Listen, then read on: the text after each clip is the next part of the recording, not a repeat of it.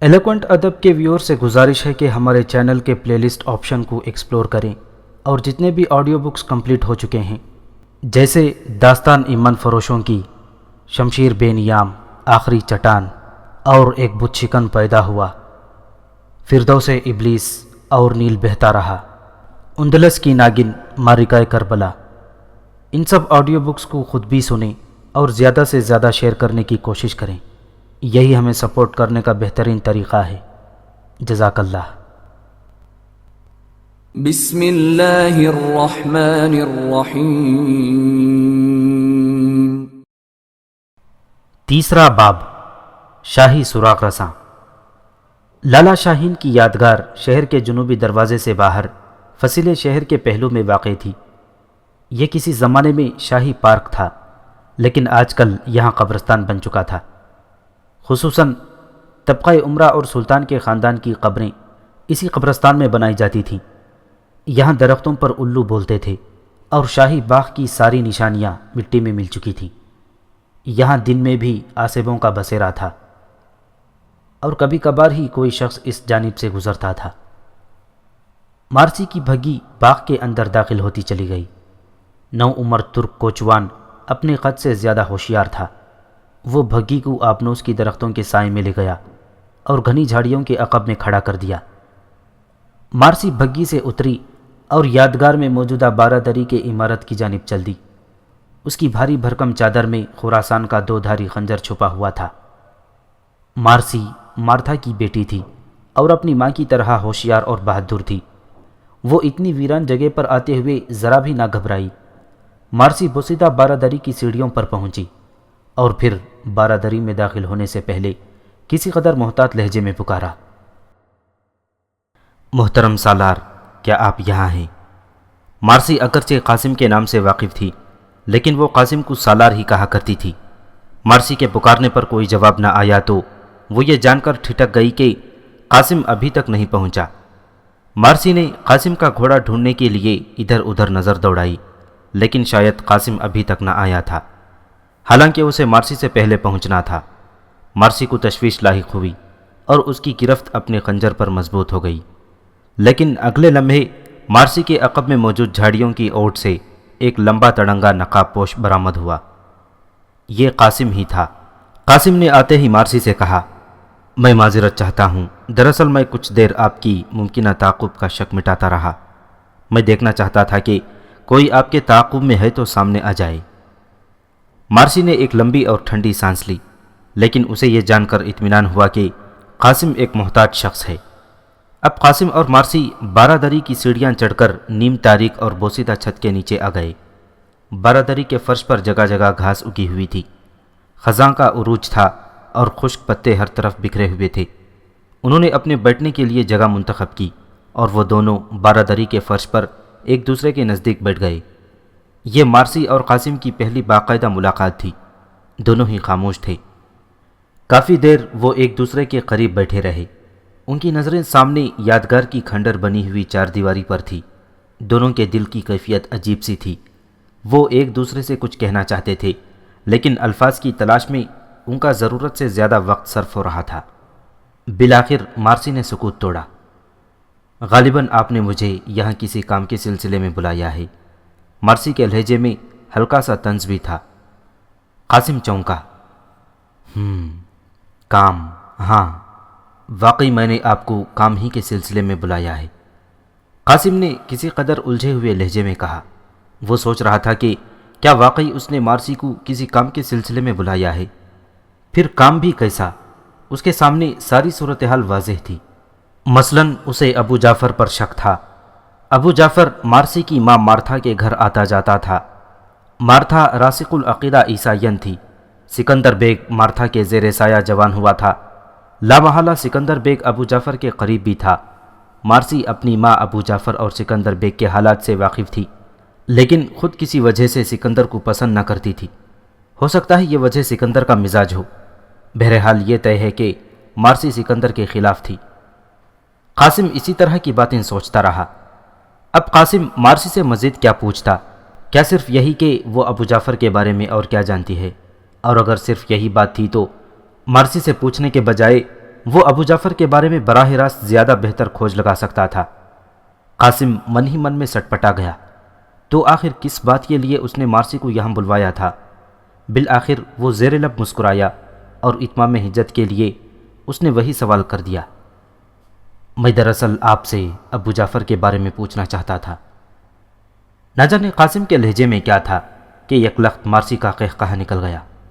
قاسم نے سوچا یہ قہقہہ تو نہیں ہو سکتا، ایسے لگتا ہے جیسے کسی ہندوستانی مندر میں نقرئی گھنٹی بج اٹھی ہو۔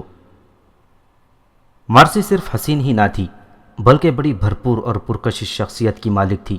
مارتھا جیسی تجربے کار ماں نے اسے بہادری سے بات کرنے اور تنقیدی نگاہ سے زمانے کو پرکھنے کا فن بھی سکھایا تھا۔ مارسی بھانپ گئی کہ قاسم کے دل میں چور ہے، غالباً محبت کا چور ہے، لیکن وہ قاسم جیسے وجیحہ مرد کی وزیداری اور شرمیلے پن پر حیران تھی۔ اس نے شریر آنکھوں سے قاسم کی جانب دیکھتے ہوئے کہا، میں تو ابو جعفر کے بارے میں صرف اتنا جانتی ہوں کہ وہ مسلمانوں کا مذہبی پیشوا ہے، بغدادی دروازے کی مسجد میں خطیب اور پچھلے 2 اشروں سے یہاں ادرنا میں مقیم ہے۔ مزید یہ کہ جب سے میں نے ہوش سنبھالا ہے میں اسے اپنے گھر آتا جاتا دیکھتی ہوں۔ وہ میری ماں کے ساتھ گھنٹوں اکیلے کمرے میں بیٹھ کر یقیناً کسی خفیہ سرگرمی پر بات کرتا ہے۔ میری ماں کٹر مذہبی عورت ہے اور مسلمانوں کے خلاف کچھ بھی کرنے سے دریغ نہیں کرتی۔ جہاں تک میرا اندازہ ہے سکندر کو میری ماں اور ابو جعفر نے سلطان کے ساتھ بے وفائی کے لیے تیار کیا ہے۔ مجھے سکندر قطعی طور پر پسند نہیں، وہ بچپن میں میرے ساتھ پل کر جوان ہوا تھا، لیکن وہ فطرتاً کمینہ اور بدمزاج ہے۔ بس یہی چند باتیں ہیں جو میں جانتی ہوں۔ مارسی کے بیان پر قاسم دل ہی دل میں مسکرا دیا۔ اس نے جو کچھ سوچا تھا مارسی نے لفظ بلفظ وہی سب کچھ بتا دیا۔ اب اسے یقین ہونے لگا کہ اس نے مارسی کو محض اس لیے نہیں بلایا بلکہ اس ملاقات کے پیچھے کوئی اور جذبہ بھی ہے جو شروع میں کافی دن تک بے نام سا رہتا ہے، اور پھر جب اسے دھیرے دھیرے نام ملتے ہیں تو وہ محبت کہلاتا ہے۔ قاسم کو یکلخت خود پر غصہ آنے لگا۔ اس نے اپنے آپ سے کہا، قاسم میاں ہوش میں آؤ، تم ایک سپاہی ہو، تمہاری زندگی تمہارے دین کے لیے وقف ہے، تم کسی کے ساتھ عمر بھر ساتھ نبھانے کا پیمان کیسے باندھ سکتے ہو؟ اور پھر مارسی تو مسلمان بھی نہیں ہے، ایک عیسائی لڑکی ہے۔ مان اسے خیال آیا اور اس نے مارسی سے ایک عجیب سوال کر دیا، اچھا مارسی، آپ کی کہانی سے تو ایسے لگتا ہے جیسے آپ سلطنت عثمانیہ اور اسلام کے لیے اپنے مذہب عیسائیت کی نسبت ہمدردانہ جذبات رکھتے ہیں۔ کیا آپ کے دل میں کبھی اسلام کو سمجھنے کا خیال بھی آیا تھا؟ قاسم کا سوال بہت عجیب تھا۔ مرسی نے چونک کر قاسم کو دیکھا اور یکلخت سنجیدہ ہو گئی۔ قاسم صاحب، میں نے اسلامی تعلیمات کے مطابق تعلیم حاصل کی اور پرورش پائی ہے۔ میرے رہن سہن، عادات و اطوار اور رگو پے میں اسلام جاری ہے، البتہ میں نے اسلام کو قبول کرنے کا رسمی اعلان کبھی نہیں کیا۔ مگر کیوں؟ جب آپ اسلام سے اس قدر متاثر ہیں تو پھر وہ کیا رکاوٹ ہے جو آپ کو اس روشنی میں داخل نہیں ہونے دیتی؟ قاسم کو مارسی کے جواب سے مزید تجسس پیدا ہو گیا تھا۔ اس کے دوسرے سوال پر مارسی نے کہا، کیا اعلان کرنا ضروری ہے؟ میں نے تو اب تک جو کچھ سمجھا ہے وہ یہ ہے کہ ہر اچھی بات اور متوازن عمل اسلام ہے، اور جو کچھ متوازن نہیں وہ غیر اسلامی ہے۔ میں کوئی غیر متوازن کام نہیں کرتی اور ہر اچھی بات کو پسند کرتی ہوں۔ تو کیا اب میرا مسجد میں جا کر ابو جعفر جیسے پیشواؤں کے ہاتھوں پر رسماً اسلام قبول کرنا اور مارسی کے بجائے سکینہ نام رکھ لینا بھی بہت ضروری ہے؟ مارسی کی بات سن کر قاسم کے چھکے چھوٹ گئے۔ وہ سوچ بھی نہیں سکتا تھا کہ ایک غدار عیسائی ماں کی بیٹی اس قدر صاحب علم اور سمجھدار ہو سکتی ہے۔ وہ مارسی کی معقول بات سے لاجواب سا ہو گیا اور کچھ دیر خاموش رہنے کے بعد کہنے لگا، تمہاری بات ٹھیک ہے، لیکن کیا یہ درست نہیں کہ ظاہراً ابھی اسلام اختیار کر کے آپ کے لیے معاشرتی طور پر بہتر زندگی کے مواقع ہیں؟ مثلاً آپ کلمہ پڑھ لیں تو لوگوں میں آپ کی عزت و تکریم اور حیثیت بڑھ جائے گی۔ قاسم محسوس کر رہا تھا جیسے اس نے پھر کچھ غلط کہہ دیا ہے۔ مارسی نے سنجیدگی سے جواب دیا، ہاں، میں ایسا کرتی تو یقیناً بہتری کے مواقع بڑھ جاتے، اور سب سے پہلے یہ ہوتا کہ سلطان اپنے منہ بولے مسلمان بیٹے سکندر کے ساتھ میرا نکاح کروا دیتا، جبکہ میں اسے ناپسند کرتی تھی۔ اور رہ گئی یہ بات کہ اسلام قبول کرنے سے لوگوں کی نظر میں ہماری عزت بڑھ جائے گی، اسلامی اعتبار سے بھی یہ بات غیر معقول ہے۔ عزت تو بڑھنی چاہیے لیکن اللہ کی نظر میں، اور میں سمجھتی ہوں وہ محض اخلاص نیت سے بڑھ جاتی ہے۔ قاسم سوچ رہا تھا جیسے وہ کسی عام لڑکی کے بجائے کسی عالمہ فاضلہ کے پاس بیٹھا ہے۔ اب وہ دل میں مارسی پر مر مٹا تھا۔ وہ حسین تو تھی ہی، لیکن اس کی ذہانت اور انداز گفتگو اس کی شخصیت کو مزید نکھار رہے تھے۔ اسی خیال کے تحت قاسم نے پھر کہا، لیکن مارسی، آپ ظاہراً اسلام قبول نہیں کریں گی تو آپ کی آئندہ زندگی کسی مسلمان جیون ساتھی کے ساتھ کیسے منسلک ہوگی؟ میرا مطلب یہ ہے کہ اگر آپ عیسائی مذہب پر ہیں تو شاید آپ کی شادی بھی کسی عیسائی نوجوان کے ساتھ ہی ہوگی۔ قاسم نے سادہ سے انداز میں مارسی پر ایک اہم سوال کر دیا۔ اس قدر دانائی سے باتیں کرنے والی مارسی کی پلکیں حیا سے جھک گئیں اور اس کے چہرے پر سرخ سرخ بجلیاں سی دوڑنے لگیں۔ شادی کے ذکر سے مارسی تذبذب کے عالم میں آ گئی۔ قاسم نے مارسی کے چہرے کو دیکھا تو اس کے دل میں خیال آیا، ہونا ہو یہ لڑکی بھی مجھے چاہتی ہے۔ قاسم کو طمانینت سی محسوس ہوئی۔ مارسی نے قاسم کے سوال پر صرف اتنا کہا، مجھے ظاہری طور پر اسلام قبول کرنے پر کوئی اعتراض نہیں ہے، میں تو اپنی ماں کے رویے کی وجہ سے خاموش ہوں۔ مارسی خاموش ہو گئی۔ قاسم اس کی بات سن کر خوشی سے پھولے نہیں سما رہا تھا۔ آج گویا مارسی نے صرف مسلمان ہونے کا اعتراف ہی نہیں کیا تھا بلکہ ایک طرح سے پیغام محبت بھی قبول کر لیا تھا۔ اب قاسم کسی قدر کھل کر کہنے لگا، مارسی، آپ کی سحر انگیز شخصیت نے مجھ پر جادو سا کر دیا ہے۔ آپ ایک خاتون ہو کر مردوں سے زیادہ عقل و شعور کی باتیں کر لیتے ہیں، اور آپ کی آنکھوں سے تو مجھے ڈر لگتا ہے۔ آخری جملہ ادا کرتے ہوئے قاسم ذو معنی انداز میں مسکرا دیا۔ مارسی نے مسکراتے ہوئے پوچھا، ڈر؟ کیا اتنی بدصورت ہے میری آنکھیں؟ ساتھ ہی مارسی نے اپنی بڑی بڑی آنکھیں پٹ پٹائیں۔ قاسم نے مارسی کی حسین آنکھوں میں جھانکتے ہوئے کہا، مجھے ڈر لگتا ہے کہ میں کہیں ان جھیلوں میں ڈوب ہی نہ جاؤں۔ یہ کھلی شرارت تھی۔ مارسی چھوئی موئی سی ہو گئی۔ اس کا چہرہ گلنار ہو چکا تھا۔ وہ زبان سے کچھ نہ بولی، بس ایک بار کسمسائی اور پھر زیر لب مسکرا دی۔ قاسم نے لوہا گرم دیکھا تو اس سے مخاطب ہوا، مارسی، اگر مجھے زندگی میں آپ کے مشوروں کا ساتھ ہو تو میں شاید دنیا کا آدھا فساد مٹانے کی جرات کر سکوں۔ مارسی قاسم کے تراشیدہ جملے پر دل ہی دل میں اش اش کر اٹھی۔ اب وہ کچھ کہنا چاہتی تھی۔ تھوڑی دیر بعد اس نے الفاظ کا سہارا لیا، میرے مشورے آپ کی بصیرت سے زیادہ نہیں ہو سکتے۔ میرے لیے اس سے بڑا تحفہ کیا ہوگا کہ میں آپ جیسے سچے اور شجاع سالار کی مشیر کہلا سکوں۔ قاسم کا دل بلیوں اچھل رہا تھا، گویا مارسی نے اس کا اقرار وفا تسلیم کر لیا تھا۔ اچانک مارسی کو شرارت سوجھی اور وہ کہنے لگی، سالار صاحب، کیا آپ نے اسی قسم کی گفتگو کے لیے مجھے یہاں بلایا تھا؟ میں تو سمجھی تھی کہ ملک و ملت کو کوئی فریضہ آپ کو یہاں اس کھنڈر میں کھینچ لایا ہے۔ قاسم ایک دم خفیف سا ہو گیا۔ اس نے جھینپے ہوئے لہجے میں کہا، دراصل محبت اور جنگ میں سب کچھ جائز ہوتا ہے۔ قاسم نے محاورے کا سہارا لیا تھا، لیکن مارسی نے ایک لخت ایک نئے رنگ میں بات کی، نہیں حضور، یہ بالکل غلط فلسفہ ہے۔ محبت اور جنگ میں سب کچھ جائز نہیں ہوتا۔ بہت کچھ ایسا ہے جو نہ صرف محبت میں جائز ہے نہ جنگ میں، لیکن شرط یہ ہے کہ جائز اور ناجائز قرار دینے کا فیصلہ انسانی نقطہ نظر کے خیال میں کیا جائے۔ یہ محاورہ تو حیوانیات پر مبنی ہوتا ہے، کیونکہ وہ محبت اور جنگ میں سب کچھ جائز سمجھتے ہیں۔ اب قاسم کو اپنی کم مائیگی کا احساس ہونے لگا۔ اس قدر قابل اور دانا لڑکی اس کے اعصاب پر سوار ہو رہی تھی۔ اس نے اپنے اندر کے خوابدیدہ انسان کو آواز دی اور اگلے لمحے مارسی کو حیران کر دیا۔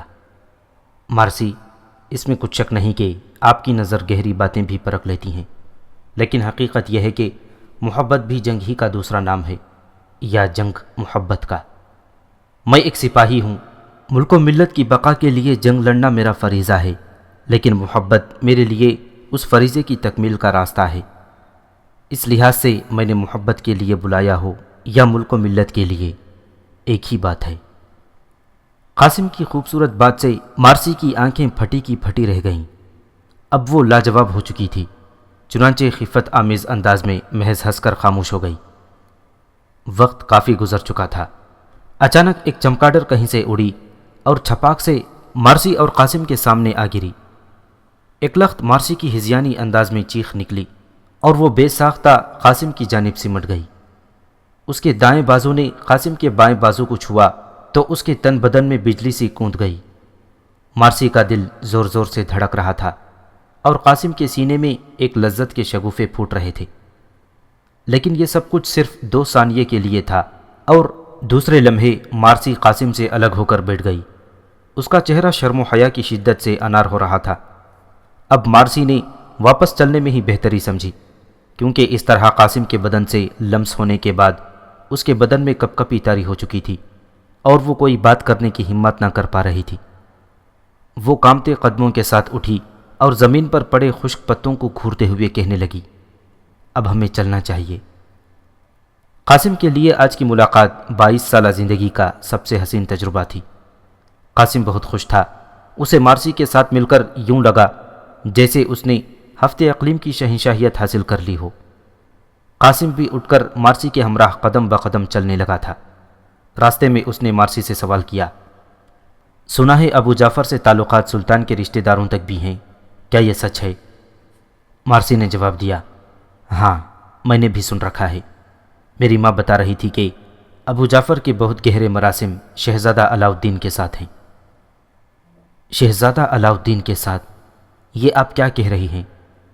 تو کیا شہزادہ علاؤالدین یعنی سلطان کا بڑا بیٹا بھی غداروں کا ساتھی ہے؟ قاسم نے حیرت کی شدت سے کسی قدر بلند آواز میں کہا تو مارسی فوراً بول اٹھی، نہیں، یقیناً ایسا نہیں۔ شہزادہ علاؤالدین کو میں ذاتی طور پر جانتی ہوں، وہ ایسے نہیں ہو سکتے۔ ابو جعفر یقیناً کسی چال بازی سے ان پر اثر انداز ہوتا گیا۔ قاسم نے اطمینان کی سانس لی، لیکن وہ اس نئی بات کو معلوم کر کے خوش تھا کہ ابو جعفر کا آنا جانا شہزادہ علاؤالدین کے پاس بھی تھا، گویا اسے ایک نیا سراغ بھی مل گیا تھا۔ قاسم اور مارسی باتیں کرتے ہوئے آبنوس کے درختوں تک پہنچے تو نو عمر کوچوان اکبر بگھی تیار کیے سامنے کھڑا تھا۔ مارسی اور قاسم رک گئے۔ مارسی نے قاسم سے جانے کی اجازت لینے کے انداز میں کہا، آپ تو ینیچری کے سالار ہیں، امید ہے آپ بھی کل روانہ ہونے والے لشکر کے ہمراہ محاذ جنگ کی طرف چلے جائیں گے۔ میں چاہتی تھی کہ کبھی آپ کے دولت قدے پر حاضر ہو سکوں اور آپ کے اہل خانہ سے مل سکوں۔ مارسی نے پرتکلف لہجے میں بات کی۔ قاسم مسکرا دیا، اتفاق سے میں دونوں لشکروں میں سے کسی کے ہمراہ جانے کے لیے منتخب نہیں کیا گیا۔ مجھے اس دوران یہیں ادرنا میں رہ کر رسد و کمک کے کام کی نگرانی کرنی ہے۔ قاسم نے مارسی سے اپنا نیا عہدہ چھپایا اور اپنے نہ جانے کی گول مول وجہ بیان کی۔ مارسی قاسم کے جواب سے کسی حد تک حیران ہوئی۔ اسے توقع نہ تھی کہ قاسم جیسا سپاہی فریضہ جہاد میں پیچھے رہ جائے گا۔ اس نے استفہامیہ لہجے میں پوچھا، تو کیا ایک مایہ ناز شمشیر زن کو سلطان نے اناج ڈھونے کے کام پر لگا دیا ہے؟ مارسی کا جملہ سن کر قاسم کی روح کانپ گئی۔ اس نے ذرا سی دیر کیے بغیر کہا، نہیں، سلطان نے مجھے جس کام پر لگایا ہے اس کا بیان نہ کرنا ہی میری ذمہ داری کا اولین تقاضا ہے۔ میں پیچھے رہنے والا سپاہی نہیں ہوں۔ ابھی شاید رزم گاہ میں جوہر دکھانے کا میرا وقت نہیں آیا۔ مجھے امید ہے کہ سلطان قونیہ سے واپسی پر صلیبیوں کے خلاف بڑے معرکے میں مجھے ضرور لے جائے گا۔ مارسی قاسم کی بات سمجھ گئی۔ اس نے تفہیمی انداز میں سر ہلایا اور اپنے کہے پر معذرت کرنے لگی۔ قاسم بھی مسکرا دیا۔ کچھ دیر خاموش رہنے کے بعد مارسی قاسم کی آنکھوں سے آنکھیں نکال کر مڑی اور تیز قدموں سے چلتی ہوئی بگھی میں سوار ہو گئی۔ دوسرے دن سلطانی لشکر کوچ کر چکا تھا، جبکہ شہاب الدین پاشا چند دنوں میں ہی روانہ ہونے والا تھا۔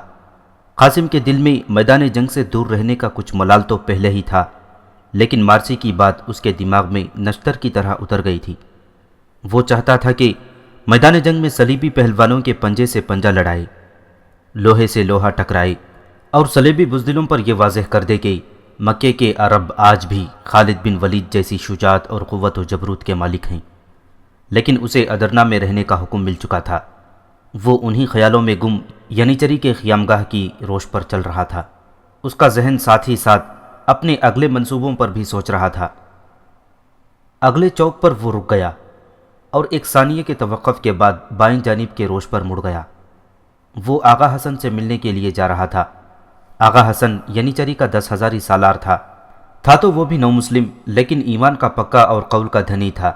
اب قاسم کا رخ ان فوجی بارکوں کی جانب تھا جو اینٹ اور گارے سے افسروں کے لیے بنوائی گئی تھی۔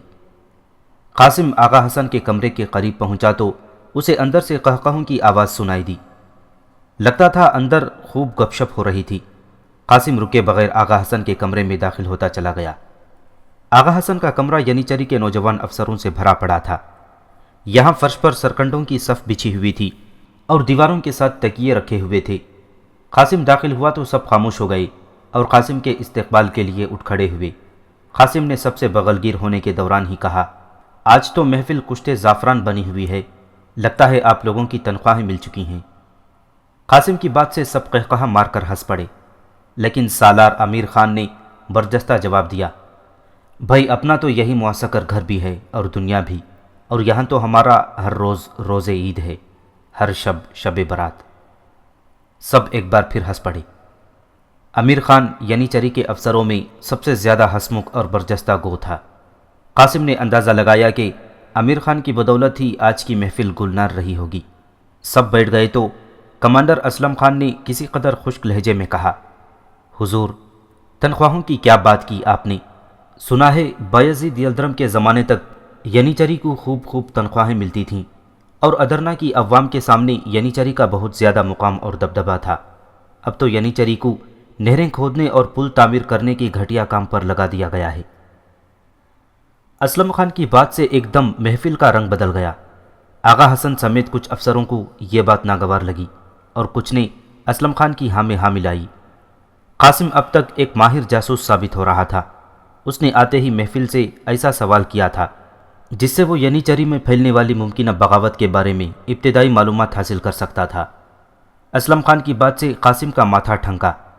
اس نے سادہ سے انداز میں دوسرا تیر پھینکا، ارے دوستوں یہ تو بتاؤ سلطان کے ہمراہ کون کون گیا ہے اور شہاب الدین پاشا کے ہمراہ کون کون جا رہا ہے؟ آغا حسن نے فوراً جواب دیا، سلطان کے ہمراہ صرف ینیچری کے 5000 سپاہی روانہ ہوئے ہیں، باقی تمام فوج جاگیرداروں سرداروں پر مشتمل ہے۔ ان 5000 کے لشکر کی کمان اپنا دوست ریاض بیگ کر رہا ہے۔ البتہ شہاب الدین کے ہمراہ ینیچری کے 13 بڑے دستے روانہ ہو رہے ہیں۔ ہراول میں اور کمانڈر امیر خان جائیں گے، باقی سب لوگ جو یہاں بیٹھے ہیں سوائے اسلم خان کے قلب میں رہیں گے۔ میمنہ اور میسرہ پر جاگیرداروں اور سرداروں کو مقرر کیا گیا ہے اور 30,000 پیدل سپاہیوں کی کمان سلطان کے بہنوئی محمد چلپی کے سپرد کی گئی ہے۔ یہ تو ہے ہماری کیفیت، لیکن حیرت یہ ہے کہ تمہارا نام کہیں دکھائی نہیں دیا۔ آغا حسن نے شہاب الدین پاشا کی تفصیل بتائی اور آخر میں قاسم سے وہی سوال کر دیا جو مارسی نے کیا تھا۔ قاسم نے آغا حسن کے سوال کو نظر انداز کر دیا اور اسلم خان کی طرف دیکھتے ہوئے کہا، لیکن اسلم خان کو کیوں روک دیا گیا یہاں؟ اس سوال سے اسلم خان بوکھلا گیا۔ اس نے کسی قدر ہکلاتے ہوئے کہا، آپ اپنی بات گول کر گئے اور میری بات پوچھ رہے ہیں، پہلے آپ بتائیے کہ آپ کیوں رہ گئے ہیں ساتھ جانے سے؟ اس سے پہلے کہ قاسم بولتا سالار عبد الرحمن بول اٹھا، میں بتاتا ہوں کہ قاسم بن حشام کس لیے لشکروں کے ساتھ نہ جا سکا۔ ساری محفل کونے میں بیٹھے ادھیڑ عمر سالار عبد الرحمن کی طرف متوجہ ہو گئی۔ سلطان نے قاسم کو ادرنا میں رہ کر جنگ لڑنے کا حکم دیا ہے۔ سنا ہے یہاں قیصر کی کوئی خفیہ فوج موجود ہے۔ عبد الرحمن کی بات سے اسلم خان اپنی جگہ پر پہلو بدل کر رہ گیا۔ اب اس کی آنکھوں میں خفت تھی۔ اس نے سمجھا کہ قاسم نے از خود کوچ سے جان چرائی ہوگی، لیکن یہاں تو معاملہ ہی الٹ گیا تھا۔ عبد الرحمن کی اطلاع سے ساری محفل میں سنسنی کی لہر دوڑ گئی۔ خفیہ فوج؟ یہ آپ کیا کہہ رہے ہیں؟ ادرنا سلطنت عثمانیہ کا دل ہے، اور اگر یہاں بھی خفیہ فوج موجود ہے تو ہونیاڈے کے خلاف جا کے لڑنے کی کیا ضرورت ہے؟ امیر خان نے ماتھے پر شکنیں ڈالتے ہوئے سوال کیا۔ اسلم نے فوراً امیر خان کی ہاں میں ہاں ملائی، جی ہاں، اگر یہاں فوج ہے تو پھر سلطنت عثمانیہ کو سخت خطرات لاحق ہیں۔ ایسے عالم میں ادرنا سے سلطان کی روانگی کیوں کر درست ہو سکتی ہے؟ اسلم کی بات کے دوران قاسم پوری طرح اسلم خان کی جانب متوجہ تھا۔ اسلم خان کی بات کے اختتام پر قاسم نے پھر اپنا سوال دہرایا، ہاں تو آپ بتانے والے تھے کہ آپ لشکروں کے ساتھ کیوں روانہ نہ ہو سکے؟ اب قاسم کے لہجے میں ہلکی سی چبھن بھی تھی جسے اسلم خان محسوس کیے بغیر نہ رہ سکا۔ وہ گڑبڑا گیا اور ہچکچاتے ہوئے کہنے لگا، دراصل میرے گھر میں بچہ ہونے والا ہے، جبکہ میرے گھر کی دیکھ بھال کرنے والا میرے سوا اور کوئی نہیں۔ قاسم نے اسلم کی بات حیرت سے سنی اور فوراً کہا، تو کیا آپ معسکر کی اقامت گاہ میں نہیں رہتے جس طرح کے دوسرے سالار رہتے ہیں؟ مجھے تو یہ بھی معلوم نہیں تھا کہ آپ شادی شدہ ہیں۔ قاسم کی بات کا جواب ادھیڑ عمر عبد الرحمن نے دیا، دراصل ینیچری کے جو سپاہی یا سالار شادی کر لیتے ہیں تو انہیں چھاؤنی کے علاقے میں سلطان کی طرف سے مکان فراہم کیا جاتا ہے۔ آپ تو جانتے ہیں کہ ہم سب پہلے غیر مسلم تھے، اور آپ یہ بھی جانتے ہیں کہ ینیچری کے سپاہی زیادہ تر وہ قیدی ہیں جو سلطنت عثمانیہ نے مختلف صلیبی جنگوں میں قید کیے تھے۔ اس لیے نہ یہاں ہمارا کوئی خاندان ہوتا ہے، نہ ماں باپ اور بہن بھائی وغیرہ۔ تمہاری بات الگ ہے، ینیچری کی تاریخ میں تم پہلے شخص ہو جو نو مسلم نہیں بلکہ پیدائشی مسلمان ہو۔ اس قدر معلومات تو قاسم کے پاس بھی نہیں تھیں۔ وہ تو کسی شک کی بنا پر اسلم کے بارے میں تحقیق کرنا چاہتا تھا۔ اسے معلوم تھا کہ ینیچری کے بعض سالار ابو جعفر جیسے غداروں کے اشاروں پر ناچ رہے ہیں۔ اچانک قاسم کو کوئی خیال آیا اور اس نے مصنوعی سا قہقہہ لگاتے ہوئے کہا، اجی چھوڑیے، آپ لوگ ایک رنگین محفل سجا کر بیٹھے ہیں، میں نے خواہ مخواہ آپ کے رنگ میں بھنگ ڈال دی۔ چھوڑیے یہ باریک بینیاں اور مجھے بھی بتائیے کہ میرے آنے سے پہلے آپ لوگ کس بات پر ہنس رہے تھے۔ قاسم نہیں چاہتا تھا کہ اسلم خان اس کی جانب سے محتاط ہو اور وہ اپنے شک کے سوراخ پر مزید کام نہ کر سکے۔ قاسم کی بات سنتے ہی آغا حسن نے مسکرا کر کہا، آپ کے آنے سے پہلے یہاں محفل مشاعرہ برپا تھی اور کمانڈر امیر خان اپنا چٹکلے دار فارسی کلام سنا رہے تھے۔ قاسم نے سنا تو حیرت سے امیر خان کی جانب دیکھا اور شرارت سے مسکراتے ہوئے کہا، اچھا تو جناب شاعری بھی فرماتے ہیں، کچھ ہم بھی تو سنیں کہ آپ نے کیا کچھ لکھا ہے۔ امیر خان نے ڈھٹائی سے جواب دیا، اجی شاعری کے کیا کہنے، ہمیں تو اندلس میں ہونا چاہیے تھا۔ الحمرا کے دربار میں ہم اپنا کلام سناتے اور دیوان خاص کی شہزادیاں بالکونیوں سے ہم پر پھول نچھاور کرتیں۔ امیر خان کی بات سے ایک زوردار قہقہہ بلند ہوا اور کمرے کی فضا اکثر بدل گئی۔ اتنے میں عبد الرحمن نے قاسم سے مخاطب ہو کر کہا، قاسم بن ہشام، آپ تو عرب ہیں، کیا فارسی شاعری آپ کی سمجھ میں آئے گی؟ آپ سمجھ میں آنے کی بات کرتے ہیں، میں آپ کو فارسی کا ہی شعر سناتا ہوں۔ ساری محفل ایک دم ہمہ تنگوش ہو گئی۔ قاسم زیر لب مسکرا رہا تھا۔ اس نے کچھ دیر توقف کے بعد انتہائی خوبصورت ترنم سے اسلم خان کی جانب دیکھتے ہوئے فارسی کا ایک شعر سنا دیا، آن من باشم کے روز جنگ بینی پشتے من، آ منہم کان درمیان خاک و خون بینی سری۔ میں وہ نہیں کہ تو جنگ کے روز میری پشت دیکھے، میں تو وہ ہوں کہ تو میدان جنگ میں خاک و خون کے درمیان پڑا ہوا میرا سر دیکھے گا۔ قاسم کا شعر اس قدر خوبصورت تھا کہ آغا حسن کے کمرے میں واہ واہ کا شور مچ گیا۔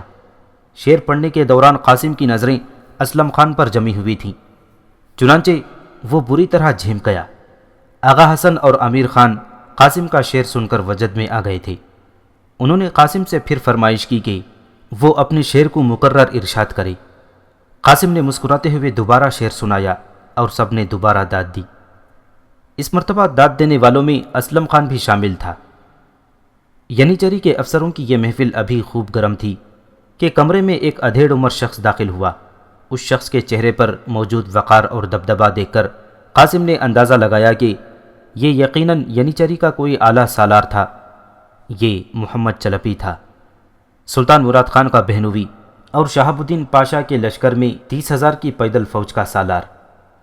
کمرے میں موجود ینیچری کے تمام افسر محمد چلپی کے احترام میں کھڑے ہو گئے۔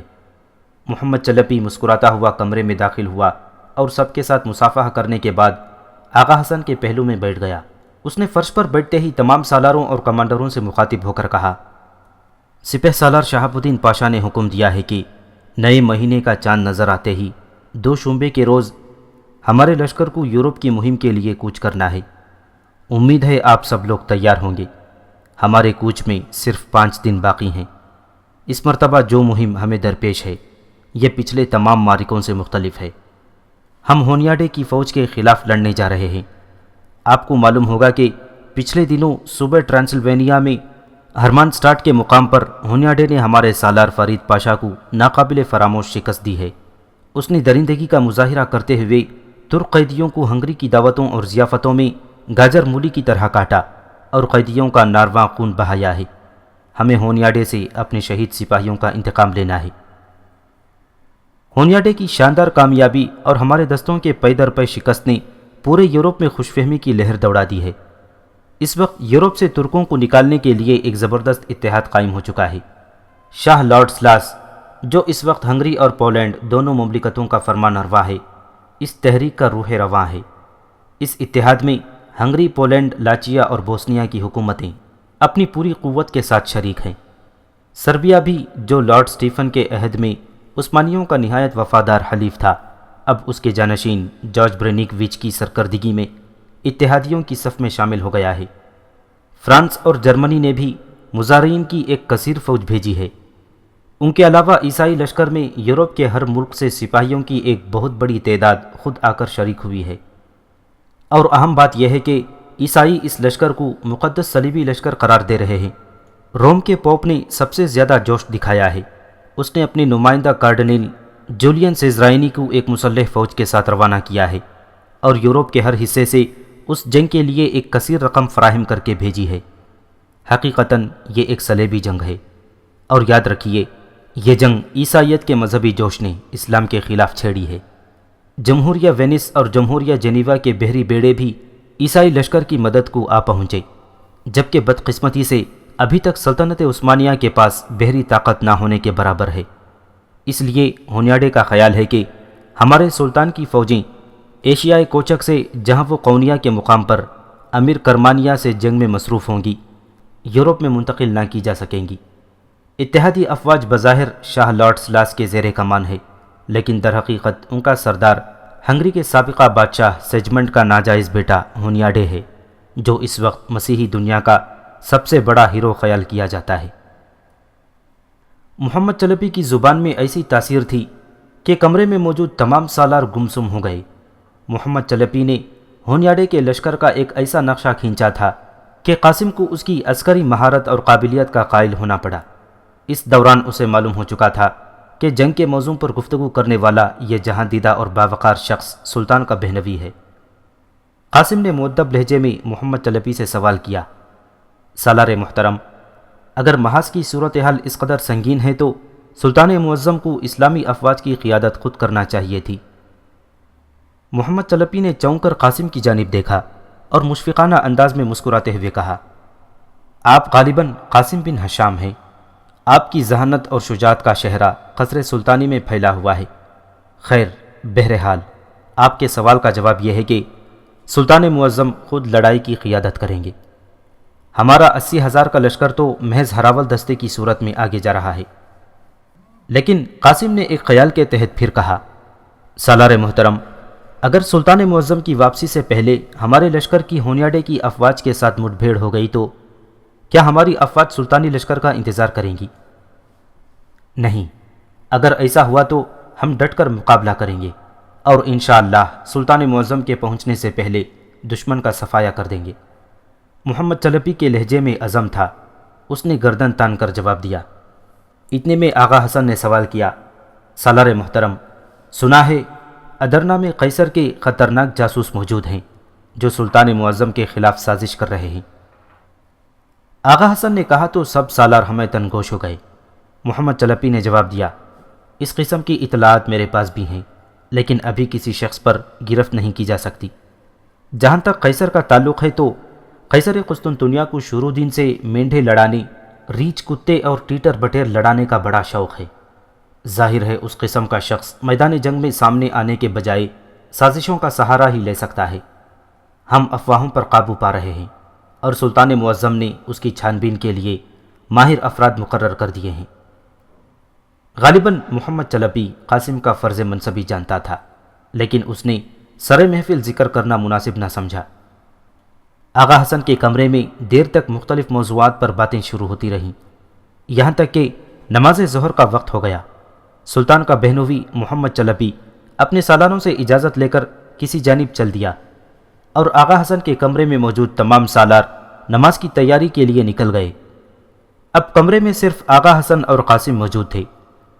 قاسم نے سالاروں کے نکل جانے کے بعد کچھ دیر توقف کیا اور پھر اٹھ کر کمرے کے دروازے کو اندر سے بند کر کے کنڈی لگا دی۔ آغا حسن نے حیرت سے قاسم کو دروازہ بند کرتے دیکھا اور تجسس بھرے انداز میں پوچھا، کیا بات ہے قاسم؟ کافی سنجیدہ دکھائی دے رہے ہو۔ قاسم نے آغا حسن کو اپنے قریب بیٹھنے کا اشارہ کیا اور کسی قدر مدھم آواز میں اس کے ساتھ مخاطب ہوا، آغا، تمہیں اندازہ ہوا کمانڈر اسلم نے میری تنخواہ والی بات پر کس قسم کا تبصرہ کیا تھا؟ آغا حسن نے جواب دیا، کیسا اندازہ؟ مجھے تو یہ بات بہت بری لگی تھی۔ یعنی چری کے تمام سپاہی سلطان کے بیٹے ہیں، ہمیں تنخواہوں اور مال و دولت سے کچھ غرض نہیں۔ اسلم خان نے گھٹیا بات کی تھی جو میرے خیال میں سب کو بری لگی ہوگی، لیکن تم کہنا کیا چاہتے ہو؟ آغا حسن صرف سپاہی تھا، سراغ رساں نہ تھا۔ اس نے اسلم خان کی بات کو صرف ظاہری طور پر لیا تھا، جبکہ قاسم اسلم خان سے متعلق شک میں مبتلا تھا۔ اسے ینی چری میں وہ افواہیں پھیلانے والوں کی تلاش تھی۔ سلطان مراد خان ثانی واقعی ایک تجربے کار سلطان تھا۔ اس نے شاہی سراغ رساں کے لیے قاسم بن حشام کا انتخاب کر کے دانش مندی کا ثبوت دیا تھا۔ قاسم پہلے دن سے ہی ہر کسی شخص کو شک کی نگاہ سے دیکھنے لگا۔ اس نے آغا خان کی بات سنی اور منہ بسور لیا اور تادیبی انداز میں کہنے لگا، آغا، عقل کے ناخن لو، یہ بھی تو دیکھو کہ اسلم خان نے لشکروں کے ساتھ روانہ ہونے سے معذرت کر لی ہے، جبکہ سلطان کے خفیہ محکمے کا یہ کہنا ہے کہ سلطنت کے غدار سلطان کی عدم موجودگی میں ادرنا کے اندر دنگا فساد کرنا چاہتے ہیں۔ یہ بھی خبریں ہیں کہ ینی چری کے بعض سالار غداروں کے ساتھ ملے ہوئے ہیں۔ قاسم نے آغا حسن کو سوچنے پر مجبور کر دیا۔ آغا حسن نے پرتجسس نگاہوں سے قاسم کی جانب دیکھا اور کہا، یہ تو مجھے معلوم ہے کہ ہماری فوج میں کالی بھیڑیں موجود ہیں، لیکن اسلم خان کے بارے میں اس سے پہلے میں نے کبھی نہیں سوچا تھا۔ تمہاری بات دل کو لگتی ہے، کیونکہ جہاں تک میرے علم میں ہے اسلم خان کے گھر میں ابھی بچہ ہونے میں دیر ہے۔ وہ میرا دوست ہے۔ چند دن پہلے تک اس نے مجھے بتایا تھا کہ اللہ رب العزت اسے ماہ شوال میں پہلے بچے کا باپ بنانے والا ہے۔ آج جب اس نے اپنا عذر بتایا تو مجھے بھی قدر حیرت ہوئی، اور پھر سب سے بڑی بات یہ ہے کہ ایک سپاہی کو میدان جنگ کی طرف روانہ ہونے سے کبھی معذور نہ ہونا چاہیے، چاہے وجہ کچھ بھی ہو۔ قاسم نے اطمینان کا سانس لیا، گویا اسلم خان پر اس کا شک درست تھا۔ اس نے کچھ کہنے کے لیے منہ کھولا ہی تھا، لیکن یکلخت کسی وجہ سے خاموش ہو گیا۔ اس کی نگاہیں تیزی سے کمرے کے بند دروازے کی طرف اٹھیں۔ اس کی چھٹی حس بیدار ہو چکی تھی۔ قاسم کی نگاہوں کی چمک دیکھ کر آغا حسن بھی متجسس ہو گیا۔ قاسم نے ہونٹوں پر انگلی رکھ کر آغا حسن کو خاموش رہنے کا اشارہ کیا اور خود اپنی جگہ سے اٹھ کھڑا ہوا۔ اب وہ دبے پاؤں دروازے کی طرف بڑھ رہا تھا۔ وہ دروازے کے قریب پہنچا اور اس نے بے آواز طریقے سے دروازے کی کنڈی ہٹا دی۔ اگلے لمحے اس نے یکلخت دروازے کے دونوں پٹ جھٹکے سے کھول دیے۔ دروازہ کھلنے کے ساتھ ہی دھڑام کی آواز سنائی دی اور ینی چری کا ایک نوجوان سپاہی اندر کمرے میں آ گرا۔ وہ غالباً دروازے کے ساتھ کان لگا کر آغا حسن اور قاسم کی باتیں سننے کی کوشش کر رہا تھا۔ قاسم اور آغا حسن نے بجلی کی سی تیزی سے اپنی شمشیریں بے نیام کر لیں۔ قاسم نے تلوار ہوا میں لہرائی اور آگے بڑھ کر دروازے کی کنڈی پھر لگا دی۔ یہ ایک سراغ رساں حیثیت سے اس کا پہلا معرکہ تھا۔ ینی چری کا نوجوان سپاہی قاسم اور آغا حسن کی تلوار دیکھ کر بوکھلا گیا تھا۔ اس کے چہرے پر موت کی زردی چھانے لگی اور وہ گڑ گڑانے لگا۔ قاسم نے تلوار کی نوک اس کی گردن پر رکھ دی اور اسے پیچھے کی طرف دھکیل کر دیوار کے ساتھ لگا دیا۔ قاسم نے شیشناک کی طرح پھنکارتے ہوئے اس نوجوان سے سوال کیا، تم ہماری باتیں کیوں سن رہے تھے؟ کون ہو تم اور کس کے کہنے پر جاسوسی کر رہے ہو؟ نوجوان کا حلق خشک ہو چکا تھا۔ اس نے ایک خشک گھونٹ لے کر زبان تر کرنے کی کوشش کی۔ اتنے میں آغا حسن جو نوجوان کو غور سے دیکھ رہا تھا بول اٹھا، یہ ینی چری کے 22ویں دستے کا ایک نیا سپاہی ہے اور اسلم خان کی کمان میں لڑتا ہے۔ آغا حسن کی بات پر قاسم نے مانی خیز نظروں سے آغا حسن کی جانب دیکھا اور پھر نوجوان سے سوال کیا، کیا نام ہے تمہارا؟ نوجوان نے خوف سے ہکلاتے ہوئے نام بتایا، ترک باز۔ تمہیں ہماری باتیں سننے کے لیے کس نے بھیجا ہے؟ قاسم نے پوچھا۔ لیکن وہ خاموش رہا۔ قاسم نے تلوار کا دباؤ بڑھا دیا۔ ترک باز کی آنکھیں ابلنے لگیں۔ اس کی نرغٹ سے ذبح ہوتے بکرے جیسی آوازیں بلند ہو رہی تھیں۔ قاسم نے اپنا سوال دہرایا، بتاؤ تمہیں کس نے بھیجا ہے؟ اگر نہیں بتاؤ گے تو یاد رکھو میں تمہارے ہاتھ پیر کاٹ کر تمہیں شہر کے چوراہے پر پھینک دوں گا۔ مارے دہشت کے ترک باز کا رنگ خزاں رسیدہ پتے جیسا ہو چکا تھا۔ وہ پھر بھی کچھ نہ بولا۔ وہ شاید کسی کا نام نہ لینا چاہتا تھا۔ قاسم نے جب دیکھا کہ ترک باز سیدھی طرح نہیں بتائے گا تو اس نے آغا حسن کو ترک باز کے ہاتھ پیر باندھنے کے لیے کہا۔ آغا حسن نے اپنی تلوار رکھی اور کمرے میں رکھے صندوق سے رسی نکال لایا۔ کچھ دیر بعد ترک باز ہاتھوں پیروں سے بندھا کمرے کی فرش پر پڑا کانپ رہا تھا۔ اب آغا حسن اور قاسم اس کے قریب بیٹھے تھے اور قاسم نے کہا، دیکھو تم سیدھی طرح سے بتا دو کہ تمہیں کس نے بھیجا ہے، ورنہ تم جانتے ہو کہ ہم تمہاری ایک ایک بوٹی الگ کر دیں گے۔ اتنا کہنے کے ساتھ ہی قاسم نے اپنی تلوار سے اس کے کندھے پر چرکا لگایا۔ اس کی قمیض پھٹ گئی اور اس کے کندھے سے فر فر خون بہنے لگا۔ اب وہ پوری طرح خوفزدہ ہو چکا تھا۔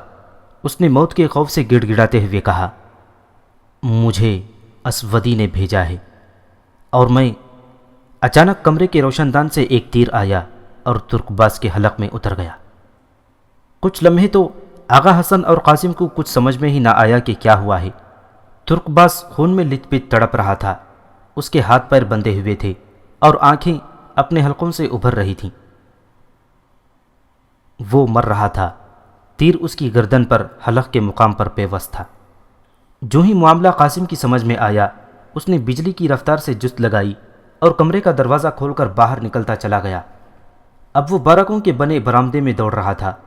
اس کا رخ عمارت کی آخری کونے کی جانب تھا، جہاں چھت پر جانے کے لیے مٹی سے زینے بنائے گئے تھے۔ قاسم برق رفتاری سے زینے پھلانگتا چلا گیا۔ اس کے عقب میں آغا حسن کے دوڑنے کی آواز بھی آ رہی تھی، لیکن اس نے پیچھے مڑ کر نہ دیکھا۔ وہ چند ثانیے بعد عمارت کی چھت پر تھا، لیکن یہاں آ کر اسے مایوسی ہوئی۔ ترک باز کو قتل کرنے والا چھلاوا دوسری جانب سے چھلانگ لگا کر غالباً چھت سے کود گیا تھا۔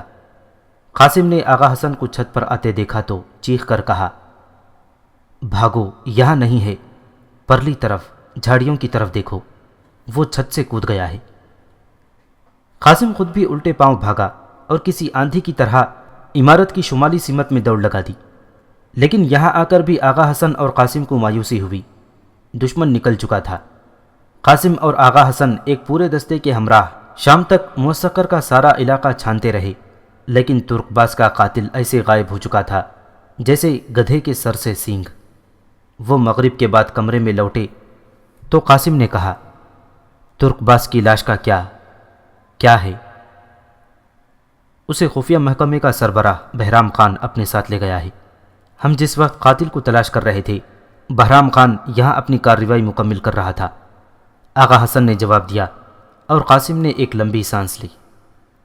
قاسم نے پھر پوچھا، اچھا یہ بتاؤ، تمہاری سمجھ میں کچھ آیا کہ یہ اسودی کون ہے؟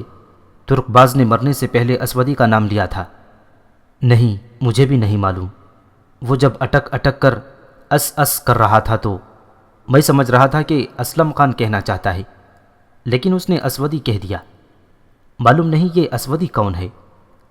آغا حسن کے چہرے پر گہرے غور و فکر کا تاثر تھا۔ قاسم نے کسی خیال کے تحت آغا حسن سے کہا، آغا حسن، تم اسلم کی کمان میں کام کرنے والے کسی اور سپاہی کو بلاؤ، ہو سکتا ہے اسلم خان کے ماتحت اسے اسودی کہہ کر پکارتے ہوں، کیونکہ عموماً فوج کے سپاہی اپنے سالاروں کے ہی من پسند نام رکھ لیتے ہیں۔ اسلم کے چہرے کی رنگت سیاہ ہے، ہو سکتا ہے اس کے ماتحت اس کو سیاہ رنگ کی وجہ سے اسودی کہہ کر پکارتے ہوں۔ قاسم کی بات سے آغا حسن چونک گیا اور اس نے تحسین آمیز انداز میں قاسم کی جانب دیکھتے ہوئے کہا، بخدا تم بہت زیادہ ذہین ہو، تمہیں تو خفیہ محکمے کا سربراہ یا پھر شاہی سراغ رساں ہونا چاہیے۔ تم بالکل ٹھیک کہتے ہو۔ اسلم خان کا نام اس کے ماتحتوں نے نہیں رکھا، بلکہ ایک موقع پر سلطان نے اسے اسودی کہہ کر پکارا تھا۔ تب سے اسلم اپنے نام کے ساتھ کبھی کبھی اسودی کا لقب لکھ دیتا ہے، لیکن کمال یہ ہے کہ مجھے پہلے یہ بات کیوں نہ یاد آئی۔ دراصل قاتل کے تعاقب نے میرا دماغ معاف کر رکھا تھا۔ آغا حسن نے پھٹی پھٹی آنکھوں سے پرجوش لہجے میں بات کی۔ قاسم کی حالت بھی عجیب تھی۔ ایک بہت اہم سراغ اس کے ہاتھ لگ گیا تھا۔ اس نے کسی قدر ٹھہرے ہوئے لہجے میں آغا حسن سے کہا، آغا، دھیان رہے کہ اسلم خان کو خبر نہ ہونے پائے، میں اس پر کسی خاص ترتیب سے ہاتھ ڈالنا چاہتا ہوں۔ قاسم نے کہا تو آغا حسن کی حیرت کی انتہا نہ رہی۔ ہاتھ ڈالنا چاہتے ہو؟ کیا مطلب؟ تم کس حیثیت سے ہاتھ ڈالو گے؟ اب قاسم کو احساس ہوا کہ اسے آغا حسن کے سامنے اسلم خان پر ہاتھ ڈالنے کی بات نہ کرنا چاہیے تھی، لیکن اب وہ کر چکا تھا۔ چنانچہ اس نے جھوٹ پہ جھوٹ بولنے کے بجائے آغا حسن جیسے مجاہد سپاہی کو اعتماد میں لینا مناسب سمجھا اور کہا، دراصل سلطان نے مجھے وقتی طور پر سراغ رسانی کے کام پر متعین کیا ہے۔ مجھے اس سلسلے میں تمہارا تعاون درکار ہے۔ میری نظر پہلے سے کچھ لوگوں پر ہے، لیکن کوئی واضح ثبوت نہ ہونے کی وجہ سے میں ابھی تک کسی پر ہاتھ نہیں ڈال سکا۔ اب پہلی مرتبہ میرے ہاتھ اس سازش کا ایک سرا آیا ہے۔ میں اسلم خان اسودی کو بے خبری میں گرفتار کرنا چاہتا ہوں۔ قاسم کے نئے فرائض سن کر آغا حسن کو کچھ زیادہ حیرت نہ ہوئی، بلکہ وہ کسی حد تک خوش ہوا۔